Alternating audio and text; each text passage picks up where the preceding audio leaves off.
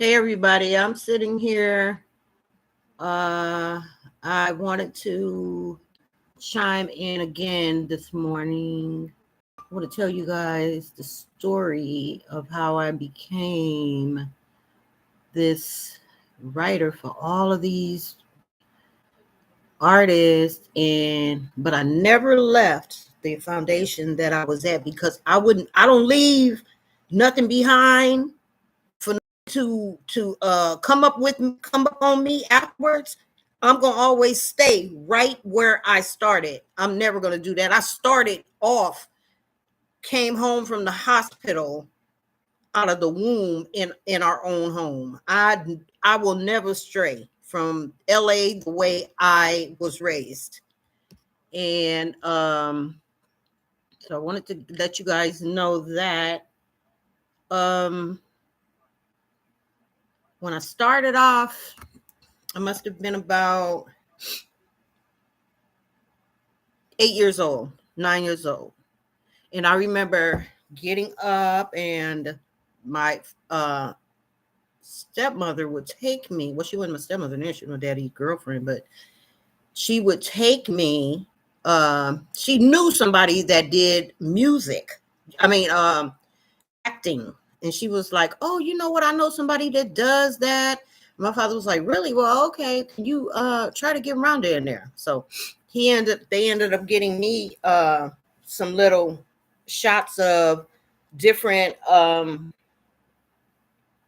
artists, such as what's his name? Angel, to sing that. I was in that video, and then I did some other work for which I didn't really like. I did the thing for the Colombiana. I was like 8 or 9. I had my little Catholic girl outfit on, or a little jumper on, or whatever it was. First time I'd ever seen one of them, and I did that. And uh, after that, that was 9, and then after that, my dad went to the pen because some dude came up on him, and he didn't off him, but he shot him in our house, or outside our house. And so he went and did some time. So while he was doing time, I was staying with my half sister and her mother and her half sister. And I decided that, and I was like 12 then. So I seen a lot of stuff. I seen how people were just, they had to be at least in their 30s or 20s, late 20s or something, and they were committing crimes, and they were all together. And I'm like, what is these people doing? And I would just sit up and watch. I came from a home where everybody was teenagers except one child or two children, me and my brother. So when I seen a bunch of crazy 20-year-olds and 30-year-olds, I'm like, what are they doing? Are they insane? I always thought they was crazy. But so I would sit up there and just remind myself, what the way to life is, and how everybody got their day. I'm just gonna sit up here and mind my business. And some things you just could not ignore as a kid. Some people would say, "Oh, if you see something, turn your head." But I was the type of person that if I seen a child that was around my age that needed something, I would give. If I had extra clothes or well, not shoes, but clothes and socks and things like that, I would give that to them, because you can't walk around naked, you know, almost naked, or in clothes that are too big. Kids will make fun of you. So I learned to give early, and some people don't appreciate nothing. some people don't appreciate it. They think that's a sign of weakness, but they could go on and think what they want to believe. But what I wanted to start by telling you guys is that ain't nobody even on here. I'm looking for a live chat. I'm 5 minutes in, and I don't see nobody. Let me see if I can share it.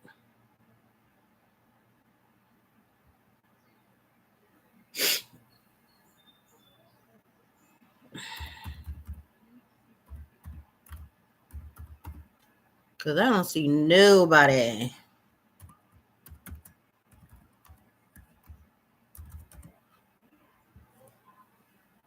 I'm trying to share. I'm trying to share it. It won't let me in. Just forget it. Forget it. Yeah, that's it. That's it. That's it. I'm gonna try to get it in semi.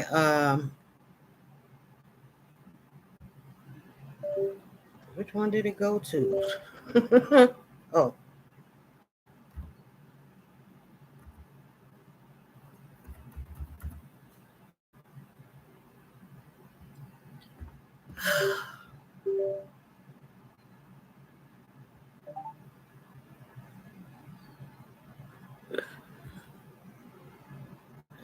okay. That's another text message they want to send me. Good Lord. Yeah. This is okay. Maybe I need to share this. It being Saturday and all. Come on.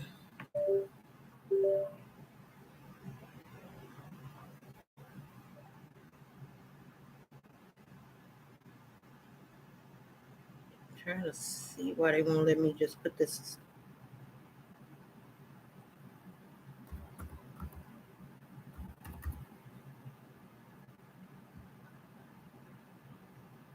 They didn't send me. Oh, this is irritating. Or did they? No, they ain't send me nothing. I ain't even worried about it. I tried. So, so basically, I wanted to tell you guys that I'm waiting. Oh, I had one person and then the one person left. It's just not enough people in here to start contact to talk.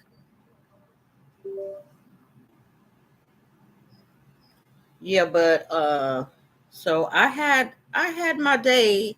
I had my time while my father was gone, and I would go to school, and my life was just so humdrum. I was with my stepmother, and to me, I just didn't feel like I fitted in because I had so much knowledge in my head. It felt like I was like they were trying to make me forget everything, that I went through, and they wanted to reprogram me.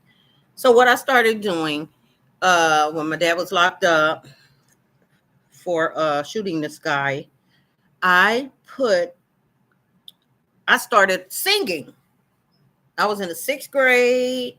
I started singing. I had a classmate that played the guitar. He was like in the sixth grade with me, and he lived across the street from the elementary school. I went to Percy Elementary in Gardena for the sixth grade, and his name was Jess. I'll never forget. I ain't gonna say his last name, but he went to the elementary school, and he would be playing the guitar when I'm coming home from school, and I'm thinking, oh, he plays the guitar. Maybe I can, you know, get in touch with him one day and write a song, or find something that we can sing and record. So I'm thinking that, and talked to him one day. He was like, okay, that sounds good.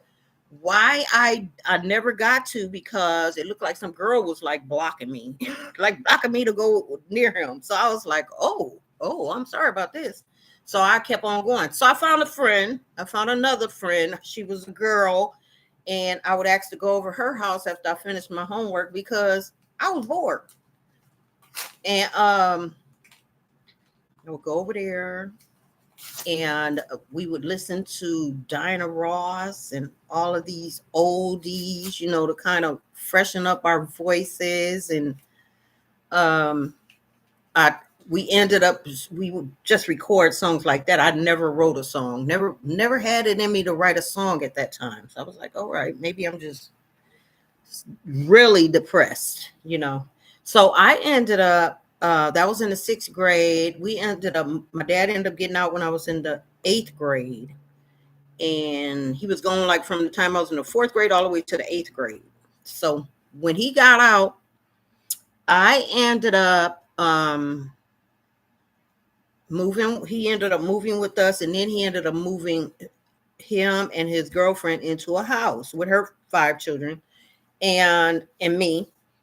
And I would sit around and I would think about what I used to want to do, but I couldn't, when I was a little girl.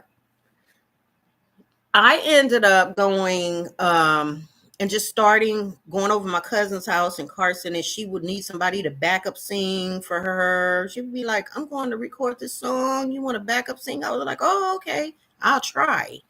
I was in the 7th grade then. And so by the time 8th grade came, my dad came home, and I had started writing my own songs. And my cousin, I think she was already writing her own songs.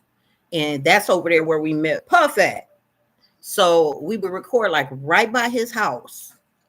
So I'm sitting there and writing songs, and my father was like, I would have girls come over. We would do we would go to like the football games and the track and all that at the boys club, at Wilmington Boys Club. When I was around in the 8th grade, we would go do that in order to, stay healthy. Why I end up doing the getting on the track team, and and when track was over, it was nothing to do, so I would sit up and write songs. And why I end up writing the songs, and I ended up starting a group in our garage. You know, wasn't much. I mean, it's nothing like track, but at least it's something, doing something as a teenager. And I would do that, sit up there, and we would record songs of different. We wouldn't record it, but we would practice it. I ended up deciding going to back and forth to these football games at the Wilmington Boys Club, where we lived off of Wilmington and Scottsdale. That's where Brandy and Ray Jaden was raised up at for a while. I ended up going and um, putting um, putting together a drill team, a cheerleading squad.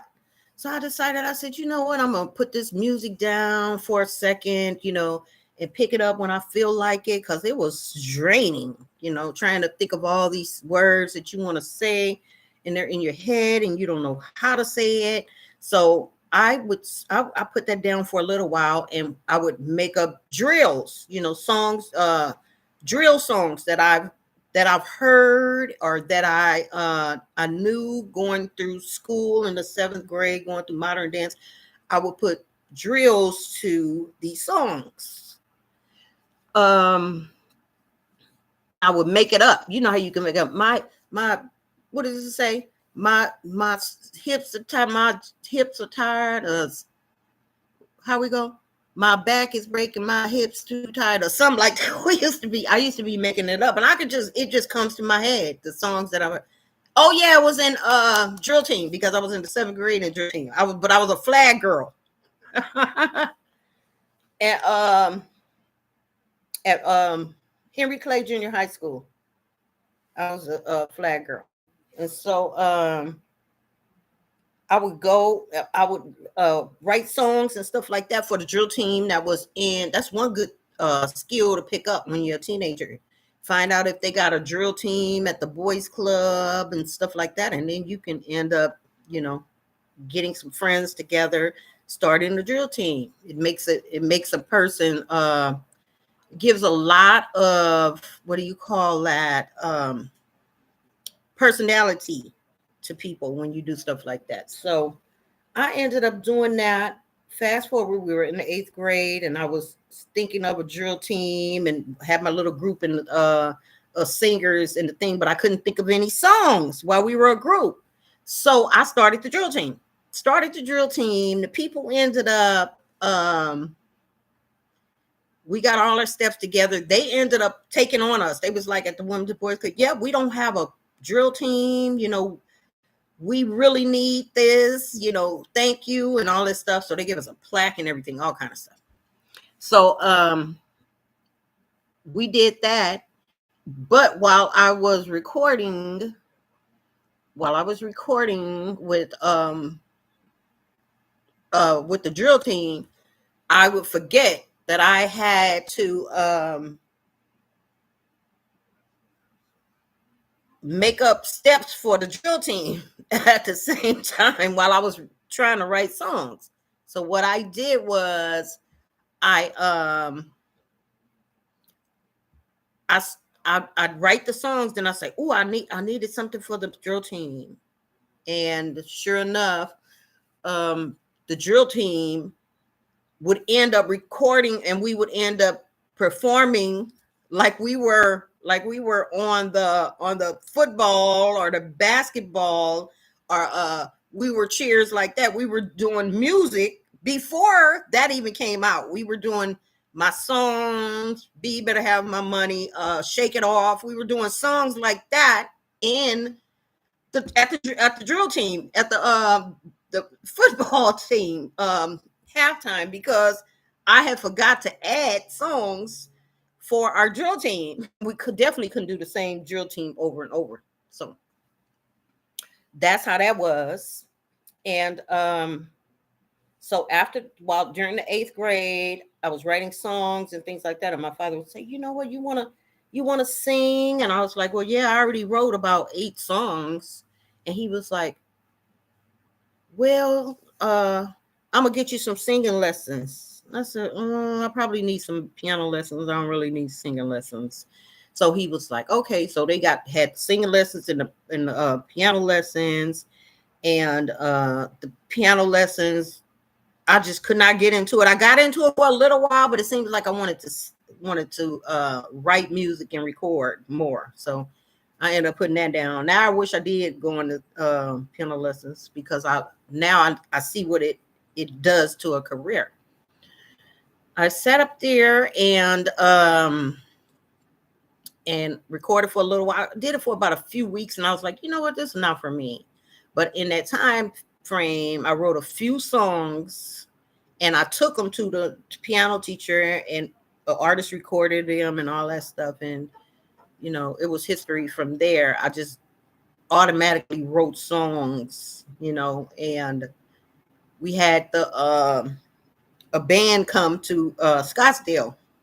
We had a band come in Scottsdale, and they were supposed to perform. They have like a community room there. They even had um, talent shows and all that stuff at this at this community room in what do you call that?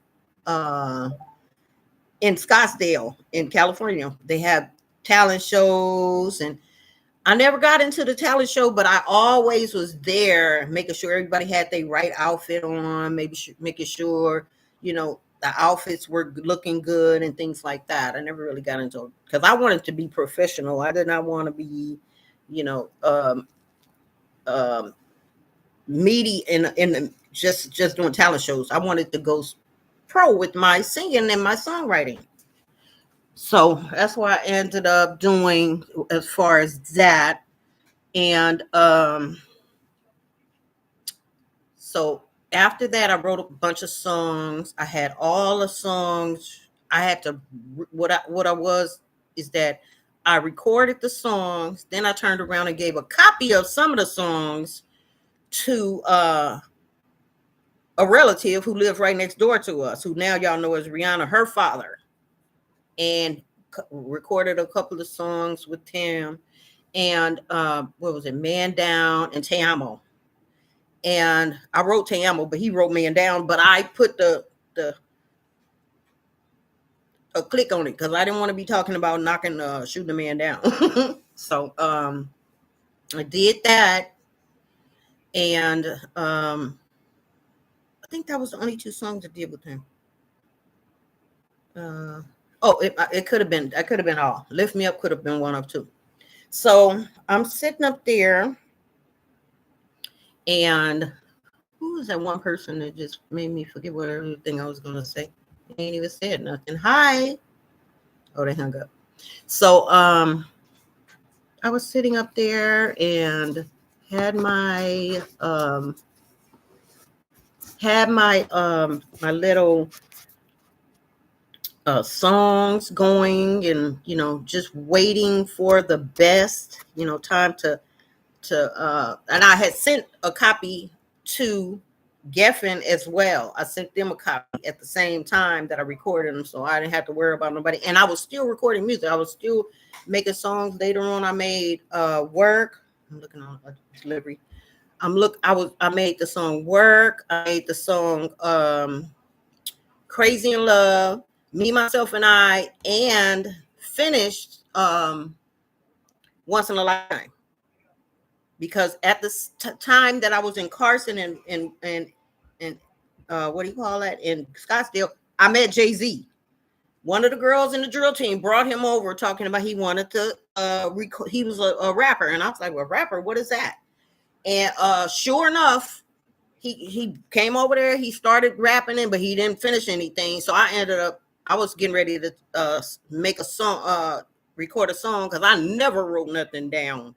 As far as songs that I wrote, I recorded in my head. They stayed in my head. I wasn't finna write nothing down. All the strange people coming in my out of our house, I was not finna record anything and put it on paper. Every song that I had was in my head. So I recorded that song and sent that to Geffen. Jay-Z did not walk out of the house with that song, because he was not even on it. He was only on just like on a tag on it. So he was not even on that song. And then so I didn't think nothing of it. Fast forward a couple of years later, and my cousin is talking to him on the phone, talking about, oh, that song Once in a Lifetime that you sing, that little hook on it, somebody likes it. And I was like, really? I didn't have anything to go on it. I didn't have anything to put with it. So I was like, he was like, but they want more song to it. And I was like, oh Lord, what would I do with that? I end up staying in the room for 4 hours. Now, mind you, I'm 18 at the time. All of my songs are at Geffen Records. This is probably around 11 or 12 songs already. I have not recorded Work yet. I have not recorded none of the Beyonce songs that I sung. I have not recorded nobody with Bone Thugs. Nobody. Just by myself. And that one song I had with Jay-Z, Umbrella, and then the ones with my uncle and stuff like that. So I sat up there and sat in that room. I knew something had to be up, because first of all, it don't take me no 4 hours to write a song. I mean, it takes me a limit of 4 hours at the max to write a song, because I can hold those songs in my head and be well in the right to I done recorded the whole song in my head. I actually do that. And make it sound right. And it don't have to have no music. So I recorded every song that I had. I normally recorded in my head. And because I wouldn't put it on paper. And until I sent my song to Geffen, I even didn't put my song on paper when I sent it to Geffen Records. I sent my song directly to them on cassette tape. I was not sending nothing on no paper. And so I did that. And just I don't see nobody on here. It's like I'm talking to my doggone self.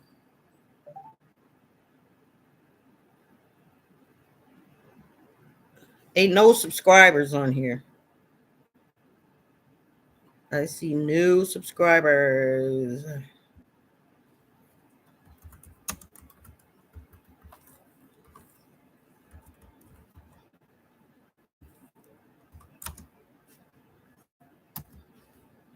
I don't see any subscribers at all. But the weird part is, why in the world were men that act like women, some girls or boys that act like women pretending to be me. They were talking about their name was my name. I mean, I'm talking about a handful of them. By the time I was 14 and I finished recording, they didn't know what to do. So they had to have those men come after me. They had to. And they was going to follow behind me until they got what they wanted. You know, they had, and to this day, they'll walk up and say their name is Rhonda like it's nothing. I don't know. They think they got me now.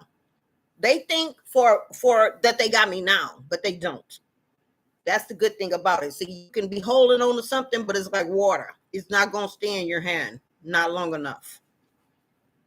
Because I definitely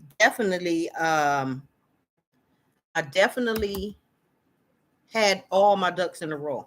You was not going to see my songs, and the only time you would have seen them is oh good, if you got into Universal Music Group. And even I knew that, and the person that I had talked to, and the people that I had talked to in Geffen Records knew that. And the people in Compton, who I told them, okay, all my songs go to Universal. Where you guys gonna go? Not, oh, you guys should come to Universal, because I had never dealt with Universal. I only dealt with Geffen Records. Why I come up 3 months later?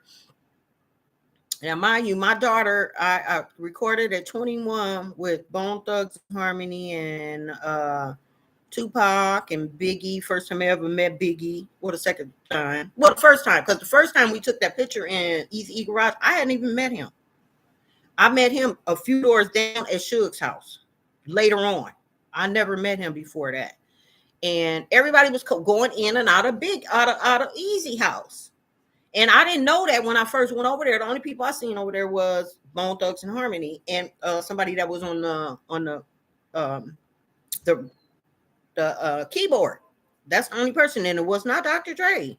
So I don't know where all these people, where we took that picture, where all them people decided to come out there. I assumed that they were just dudes they seemed like cool dudes. Everybody seemed like a cool, kind of calm dude, but it was just overwhelming for me being a girl.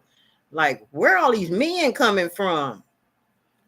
So I did that, took that picture, and I wasn't even gonna get in the picture, because I was writing the second part of the Nicki Minaj, of the Warning, and wrote that song. And I wasn't gonna write any.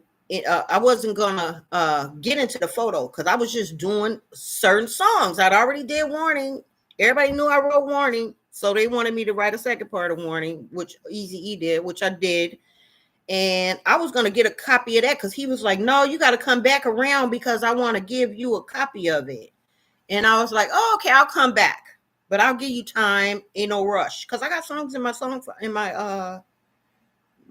catalog already at the Universal, so I wasn't really tripping.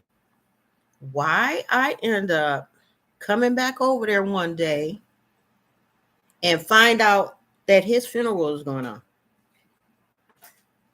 He had a funeral that was going on. And they were coming back from the funeral. I'm like, what is going on here? And then I thought about it. I said, my nephew, I was really looking for my nephew that day. I wasn't looking for the recording. I was looking for my nephew because some told me, go find your nephew. Go find your nephew, my oldest brother's son. Because my brother passed when I was 4.5, 5. And my mother passed 3 months before that. And both of them was taken out. So I was like, let me go find my nephew. He should be about 16. I'm 20. He should be about no younger than 16. I'm going to look for my nephew because I wanted to make sure he had a steady man in his life, or some, straight up people. I didn't know his mother or nothing. So, and I know my sister wasn't doing nothing. So I assumed, let me go, check on him, go find him. I know he got to be in Compton. Go up there in Compton. My nephew passed away now, though. So I go in Compton and looking for my nephew. And that's when I see Easy's funeral. The people coming in from the funeral. And I'm like, what is going on? I'm looking. I mean, I'm walking through Compton. It ain't that big anyway, especially if you're on the outer ends of it. It ain't that big. That's what kills me is how they talking about, oh, all these bodies were laying here. How all these bodies laying in Compton, and the blocks ain't nothing but a country mile each way. You can walk that whole country mile each way in 2 hours. So tell me how they could not understand that all this stuff was going on in Compton. That's sorry. I could have did the more than that police department did by myself. That's how bad it was. They wasn't trying to find nobody. They wasn't trying to find nobody. You know. Because, honey, I walked that whole country. I walked that whole city within a couple of hours' time. And they were in cars. You know what the police should have did? Should have put them on the street and said, no, you go stand out there and you walk until you find some information. That's what they should have did to them. Because how you in a car and I'm walking, I see more than what's going on than you going on, than you know.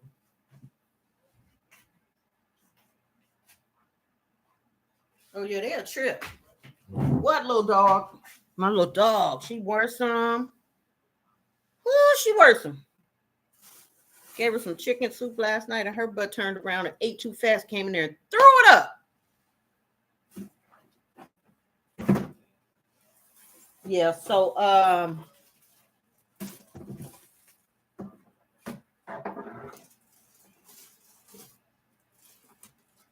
y'all can ask me anything you want if you get on here.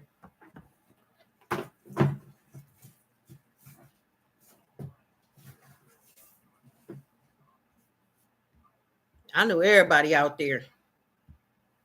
I knew everybody in Compton. What is this? I knew everybody in Compton. You know, everybody knew my family rather. You know, because I used to go over there. My brother would babysit me when he was living with his woman and her children, and my father would go out of town with his woman, and I think that's when he got married a second time or whatever, but I don't know what they did. I know they went to Vegas, and he would leave me and my half sister and my stepsister. No, he didn't leave my youngest half sister. He'd leave me and my two stepsisters there with my brother and his guy kid. I mean his wife's kids and them too, you know. And we would stay over there till my father got back in town. My brother was real cool. He always took care of me, you know. And my father knew he could trust him, so he always stayed with us. Girl, what is wrong with this thing? Why ain't nobody on here? It's 35 minutes. I'm gonna get off of here because I don't see nobody is and it's obviously no subscribers. I don't see no subscribers. Okay. And oh, did I finish? Yeah, I think I did finish. But if not, I'll see you guys on another video. Bye.